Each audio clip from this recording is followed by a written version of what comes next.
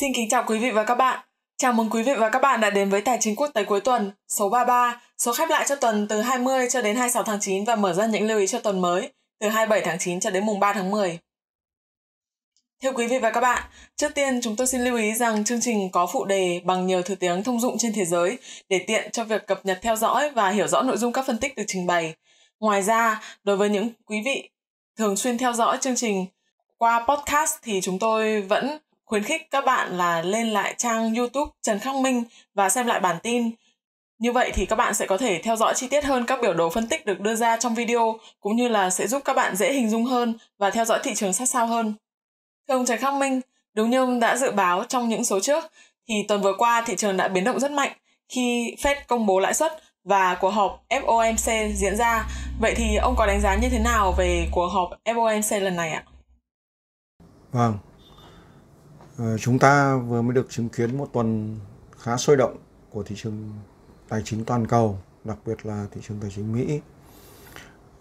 Có rất nhiều thông tin kinh tế, chính trị, địa chính trị đã được thông báo trong tuần. Nhưng ảnh hưởng trực tiếp đến thị trường tài chính nói chung thì đó là cuộc họp của Ủy ban thị trường mở FOMC sau khi mà đến kỳ Fed công bố lãi suất vừa qua. Thì chúng ta thấy rằng đúng như dự tính từ trước thì kỳ họp này chính thức là đã có những thay đổi rất đáng chú ý. Đó là việc Chủ tịch Fed, ông Jerome Powell lưu ý rằng việc giảm dần QE và sẽ kết thúc QE vào khoảng giữa năm 2022 là có thể là phù hợp đối với tình hình chung. Như vậy, chúng ta sẽ kỳ vọng rằng tapering hay còn gọi là thu hẹp QE bắt đầu vào tháng 12 với mức giảm khoảng 15 tỷ đô la Mỹ mỗi tháng và sẽ kết thúc vào giữa năm sau. Chúng ta thấy rằng kỳ vọng lãi suất đã giảm đi so với cả kỳ họp FOMC trước đó gần đây nhất. Và theo một cách nào đó thì chúng ta cần phải xác định rõ hơn, đó là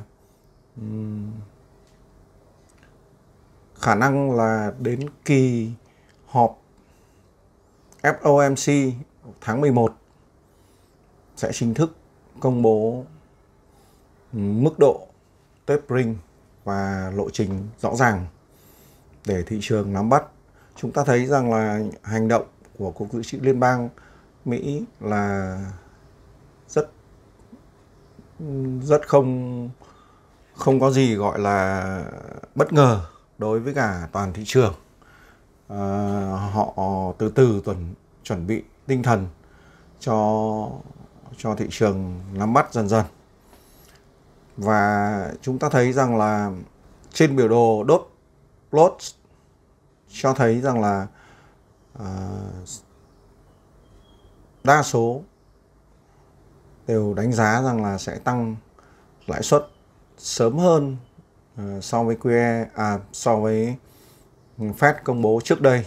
Đó là sẽ có thể tăng lãi suất vào giữa hoặc cuối năm 2022 sẽ có kỳ tăng lãi suất đầu tiên. Chúng ta cũng thấy rằng là 18 quan chức của Fed là đều nhìn nhận rằng sẽ tăng lãi suất vào năm 2022 và điều đó cũng cho thấy rằng là một số lượng kỷ lục các thành viên vẫn nhìn thấy nguy cơ lạm phát tăng lên, và đây không hẳn là như Fed đã trấn an trước đây là lạm phát chỉ là tạm thời. Có lẽ lạm phát sẽ kéo dài. Đó là hàm ý của cuộc họp Ủy ban thị trường mở FOMC trong tuần vừa qua. Nó tác động trực tiếp đến thị trường tài chính nói chung và tất nhiên là thị trường tài chính Mỹ. Chúng ta thấy rằng là trái phiếu tất cả các kỳ hạn đều tăng lợi suất, hay còn gọi là có một đợt bán tháo mạnh trái phiếu chính phủ Mỹ ở tất cả các kỳ hạn. Vàng xuống một chút và chúng ta thấy rằng là tiền mã hóa crypto vào cuối tuần thì tiếp tục đà đi xuống do những ảnh hưởng về luật lệ của Trung Quốc cấm giao dịch tất cả các hình thức tiền mã hóa trên toàn thị trường Trung Quốc. Đó là những cái tin quan trọng cơ bản mà chúng ta cần lưu ý. Nó sẽ tác động khá lớn vào thị trường tài chính Mỹ nói chung cũng như là thị trường tài chính toàn cầu trong thời gian tới.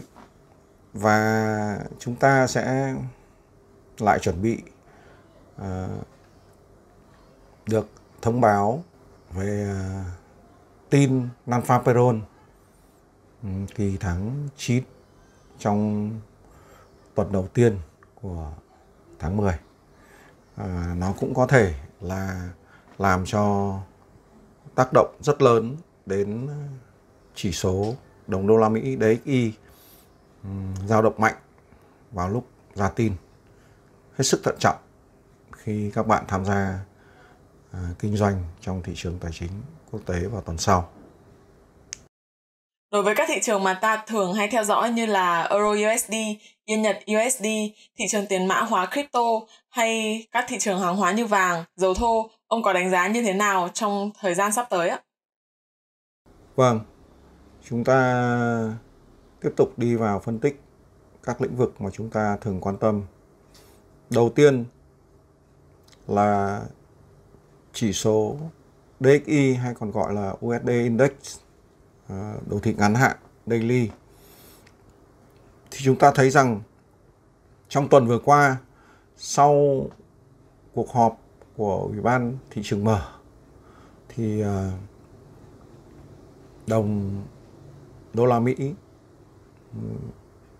đã hồi phục và đóng cửa cuối tuần ở trên mức 93.24, tức là mức đóng cửa của tuần trước. Chúng ta thấy rằng với thông tin cơ bản là tapering đã đến rất gần và thị trường cũng đã bắt đầu ảnh hưởng của tapering. Do đó, theo phân tích nhất quán từ trước đến nay thì tôi vẫn tính là chỉ số đồng đô la Mỹ vẫn sẽ phục hồi mạnh lên. Nhất là sau khi đã hình thành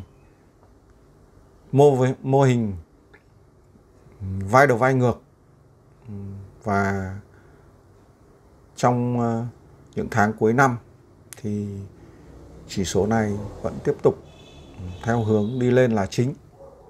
Nếu như mức 92.63 được giữ vững, và chúng ta thấy rằng là trong ngắn hạn thì chỉ số này sẽ có thể hướng tới khu vực 94 cho đến 94.8 hoặc có thể là cao hơn. Cặp tiền euro đô la Mỹ như phân tích từ tuần trước thì vẫn tiếp tục có xu hướng điều chỉnh giảm dần, nhưng không mạnh lắm, bởi vì rất có thể sắp tới ECB họp và sẽ có hành động, có thể là sẽ không hẳn là nới lỏng thêm nữa, và có thể là sẽ có ám chỉ rằng thời kỳ nới lỏng sắp sửa chấm dứt. Và do đó đồng euro sẽ ảnh hưởng rất nhiều bởi tình hình kinh tế của các nước có nền kinh tế hàng đầu khu vực Eurozone, ví dụ như ở Đức, Pháp, Ý, Thụy Sĩ, rồi Tây Ban Nha.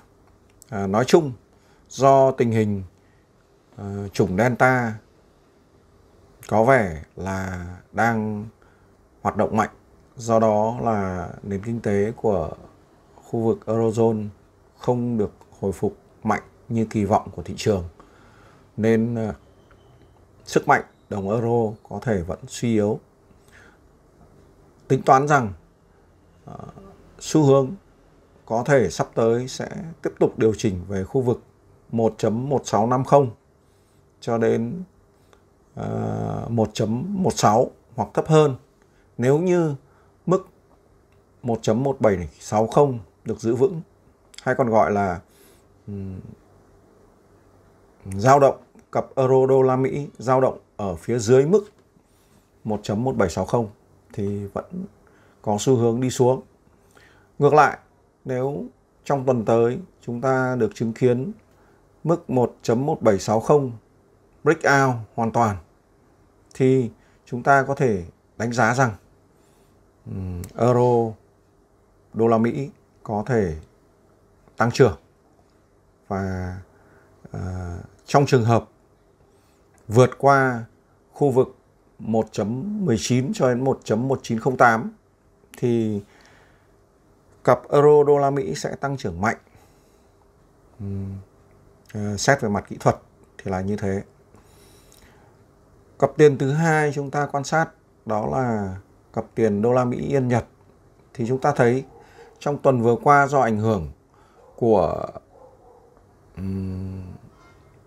thị trường trái phiếu, thị trường chứng khoán và ảnh hưởng của sức mạnh đồng đô la Mỹ DXY, thì cặp đô la Mỹ Yên Nhật đã tăng lên, và chúng ta cần quan sát thật kỹ là mức 110.79 được vượt qua hoàn toàn thì cặp tiền này sẽ hướng tới khu vực 111.63 cho đến 112.5 hoặc cao hơn.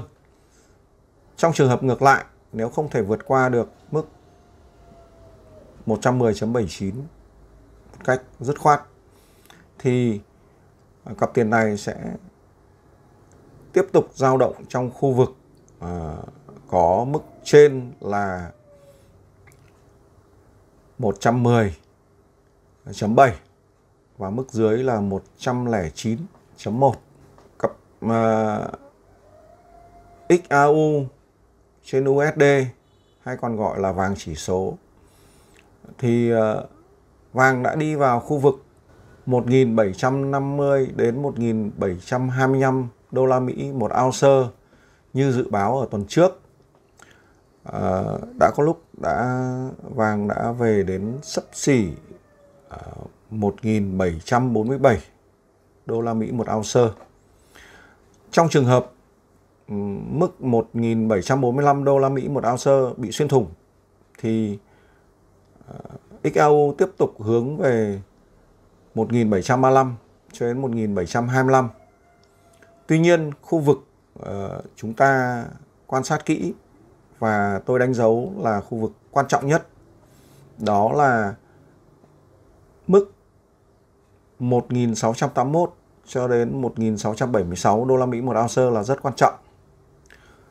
Khu vực này mà bị bẻ gãy thì vàng có thể đối diện với những đợt bán rất mạnh và đi về mức sâu hơn, thậm chí có thể về mức 1.545 cho đến 1.500. Trường hợp ngược lại, nếu trong tuần tới mức 1.745 cho đến 1.735 được giữ vững thì vàng có thể hồi phục lên khu vực 1.790 cho đến 1.805 đô la Mỹ một ounce. Chúng ta lưu ý rằng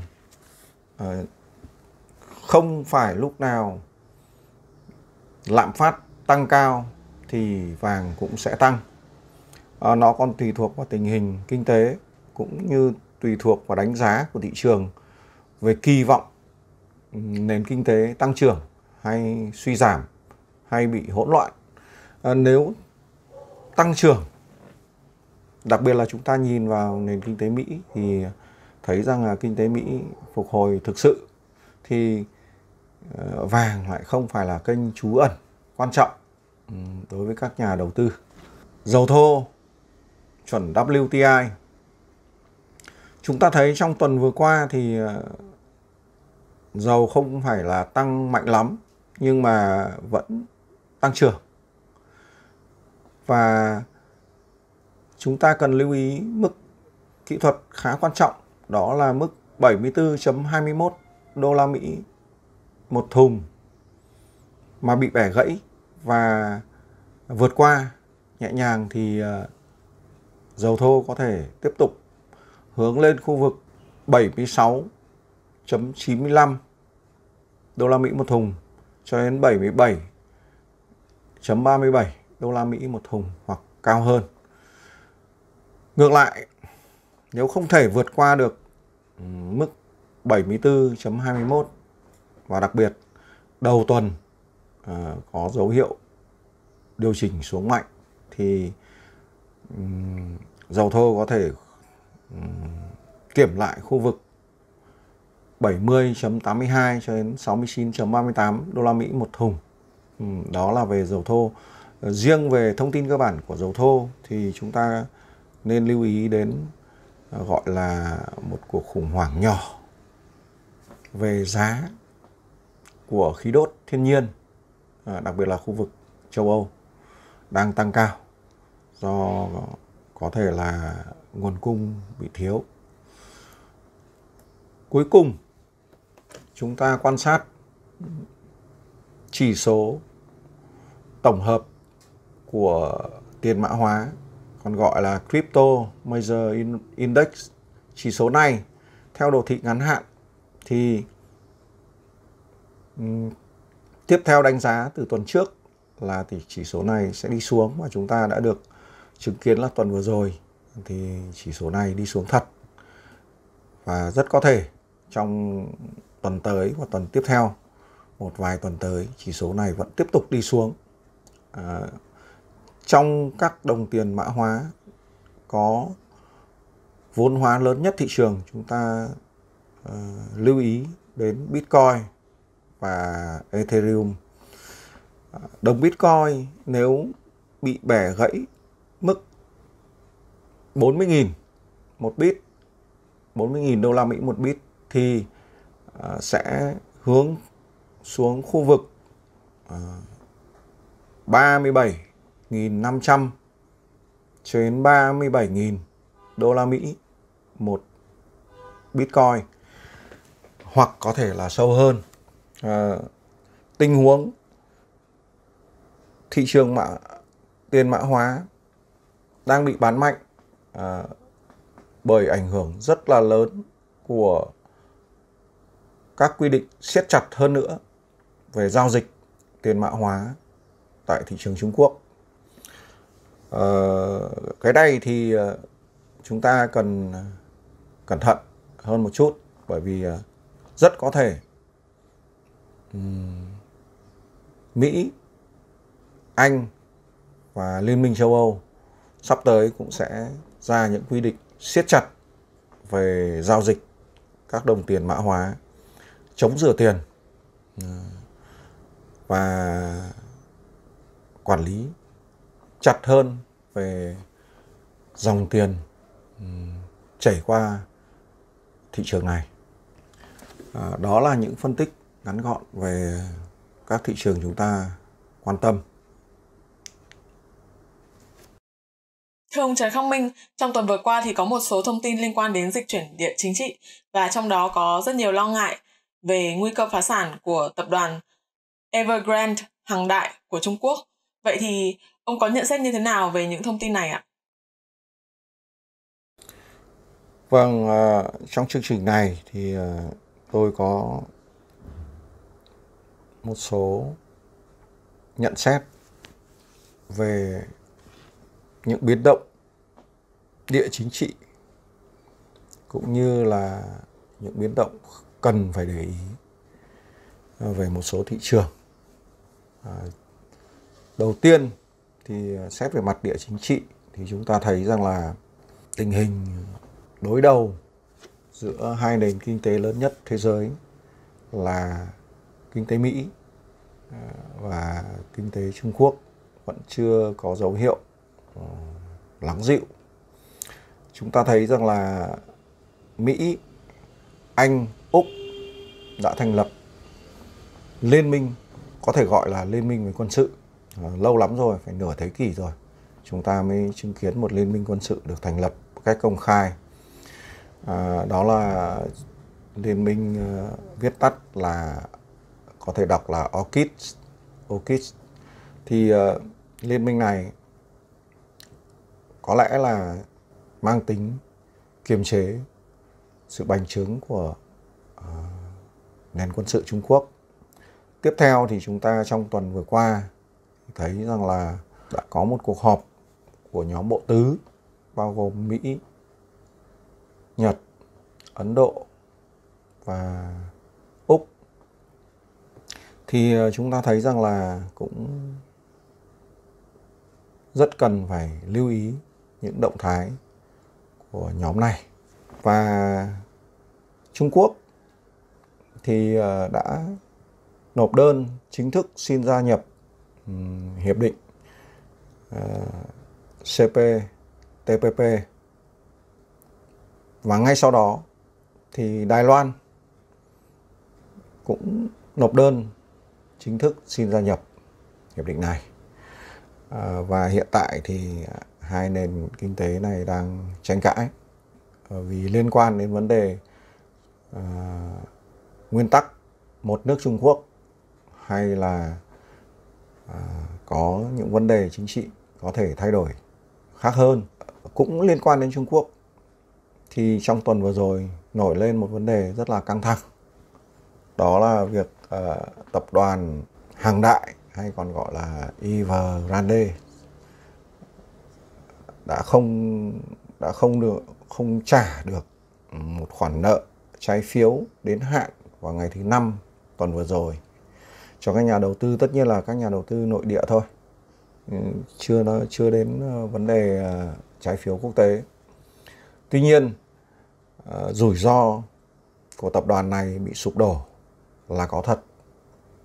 Và nếu PBOC, tức là Ngân hàng Trung ương Trung Quốc cùng với các cơ quan quản lý quốc gia của Trung Quốc mà không can thiệp bằng cách này hay cách khác và vẫn giữ nguyên tắc 3 làn danh đối với các tập đoàn bất động sản lớn nhất Trung Quốc để tránh việc sử dụng đòn bẩy tài chính quá lớn dẫn đến phình bong bóng bất động sản, thì có thể là tập đoàn Hàng Đại này sẽ sụp đổ, phải tuyên bố phá sản. Hậu quả có lớn không? Thì tôi cho rằng là hậu quả khá lớn. Và có lẽ là vấn đề này chúng ta sẽ có một chương trình khác nói kỹ hơn về vấn đề này và liên quan đến cả bong bóng bất động sản ở thị trường bất động sản Trung Quốc. Hiện tại thì theo đánh giá từ bên ngoài của một số tổ chức cũng như là cá nhân phân tích về thị trường bất động sản Trung Quốc thì cho rằng thị trường bất động sản Trung Quốc đã đóng băng và rất có thể sắp tới bất động sản Trung Quốc hoặc là vỡ bong bóng hoặc là suy giảm khá mạnh. Vỡ bong bóng thì có lẽ là theo tôi thì theo kinh nghiệm của tôi về cách quản lý của các nhà quản lý kinh tế vĩ mô của Trung Quốc thì sẽ không có cái từ vỡ bong bóng, và có lẽ là chỉ là thay đổi, điều chỉnh lại các cơ chế cũng như là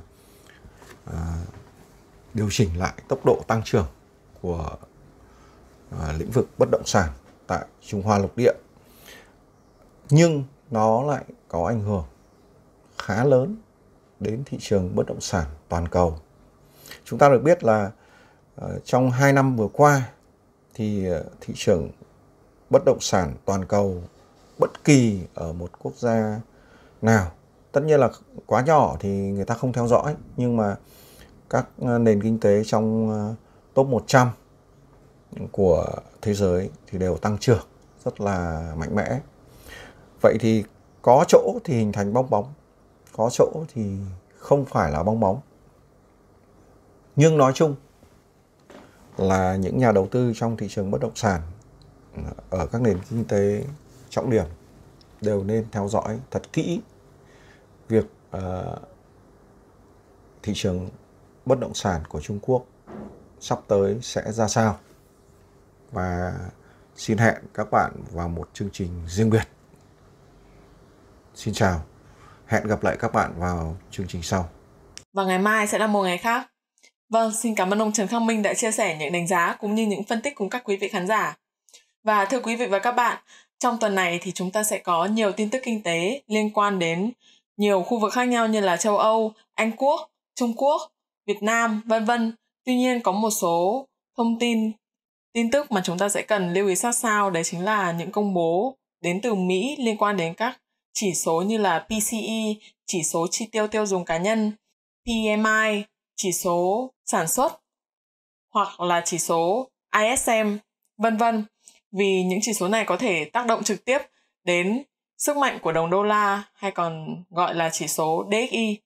Các bạn hãy cùng chú ý theo dõi và cùng quay trở lại chương trình vào thứ 2 tuần sau để chúng ta cùng tổng hợp cũng như là phân tích những xu hướng tiếp theo của thị trường tài chính thế giới nhé. Xin cảm ơn các bạn.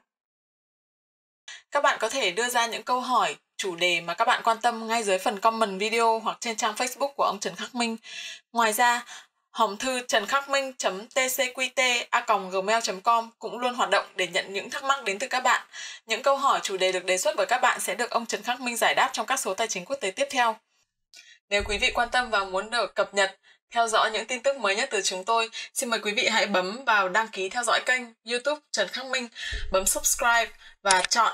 Sau khi đăng ký theo dõi kênh, các bạn hãy nhớ bấm vào biểu tượng hình chuông ngay cạnh nút đăng ký theo dõi, chọn thông báo cho tất cả, để sau đó YouTube sẽ gửi cho các bạn những tin nhắn cập nhật ngay khi mà chúng tôi đăng những video cũng như là tin tức mới.